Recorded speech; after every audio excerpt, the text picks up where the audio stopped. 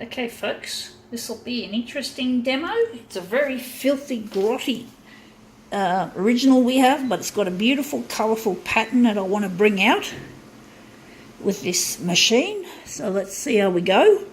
How we're going to enlarge when we've put it on the glass. So I'm trying to work out what we're going to do with this.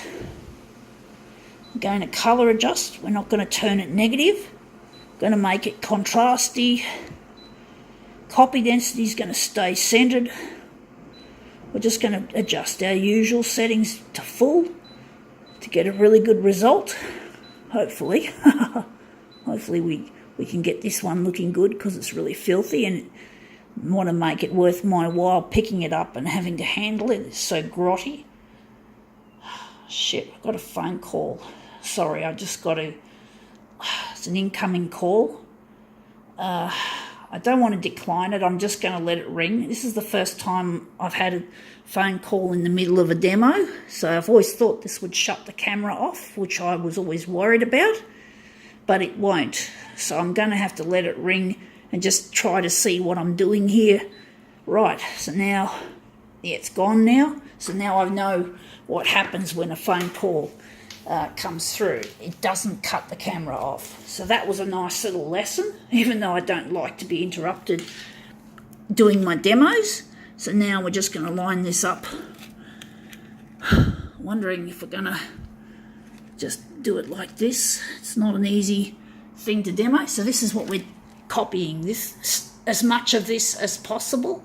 So it's not an easy one to do, and it's really filthy. As you can see, it's a coffee cup that I picked up off the footpath. It had obviously been out in the elements for a long time, and basically it's been flattened, it's been stomped on, I think it's more like being run over. So basically I'm just trying to work out how to make this come up a treat, how to get this to fit. I don't want the edge there, but I don't want to miss any of the pattern. So I'm just wondering if I've got it properly aligned. So I'm going to try and see how big we're going to make this. So we're probably going to make it 300% that way and 300 that way. And let's see how we go. I'm actually thinking, I'm just struggling to work out how to arrange it. So we're going to just leave it like that. Like that. We're going to line it up there. And we're just going to try and see how that comes out. Because we're obviously not going to get the whole image on the picture, on the paper. I don't know how we're going to pull this one off, if we're going to allow some of the coffee cup edge to show.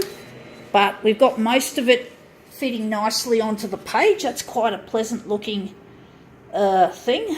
We do have a bit of a problem up there. I've forgotten which way is the top. I think that's the top, and I'm going to have a look. It doesn't look too nice, that little bit of corner there. So I'm wondering if we're going to push it up a bit. I don't know where it is, that annoying bit. I think it's up there, so we're going to just twist it around a bit to get rid of as much of that. And let's try that again. So we're now just trying to get this just right. I want this one to come up a treat, because this is a very dirty original and I wanted to make the most out of using this. So let's see how that looks. That looks a lot better. We've lost some of the patterns, but that pattern is showing nicely. We still got a little bit of that edge. So I'm wondering if we're going to slip it over a bit, but overall it's a nice pattern. I just want to get rid of that. It's not an easy thing to do. So let's just see if we can just slide it over a bit and just try that again and see if we've got the sweet spot, so to speak. But at least when the phone calls come in, I don't have to worry about the camera shutting itself off. I just always thought that it shuts off. It probably shuts off when you answer the call, but not when you're... So now we've got it equal. We've got it actually quite equal. It's still an ugly little bit, but I think we're going to ignore it. I don't know if we're going to ignore it, or maybe we're going to push it up higher and then whatever. We'll soon find out. I'm going to keep it like that, I think. I think we're not going to get too close to perfection here. It is a dirty, ugly, well, it's ugly because it's dirty, but it's still a beautiful piece of image that some person has designed. So I'm thinking we're making that the centre of our job, even though we can't find a definite part that's really central.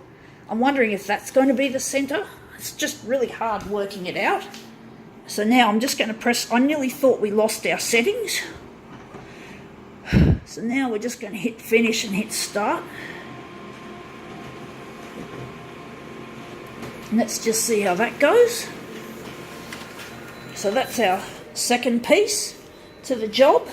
And that is quite an interesting. It's you can see that it's rough and ready. It's been damaged, but the colours still have a beauty about them, even in this damaged state. But how else can I photocopy a coffee mug unless I have to bring it home myself and wash it out and then flatten it myself?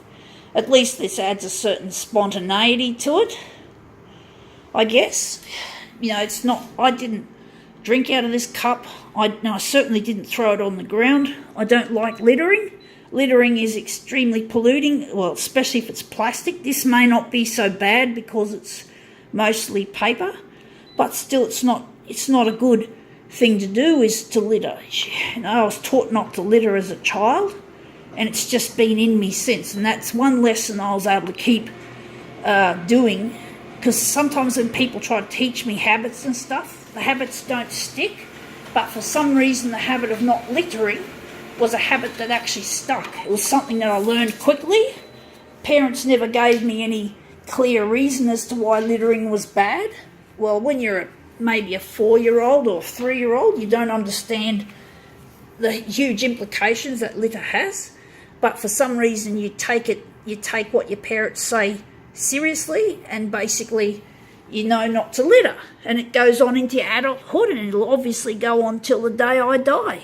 So it's a good little lesson I received. My parents were far from model parents, as you could say.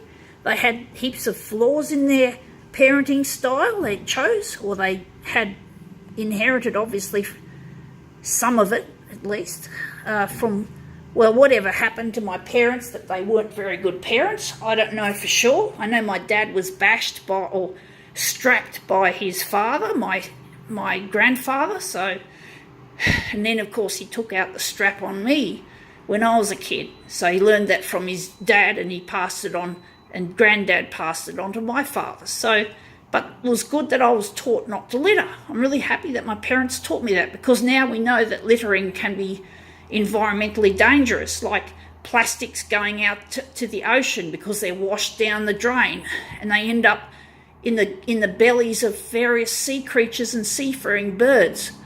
And that's not good, because our planet is dying with all this rich people fucking things over, and people in general just making a mess of things.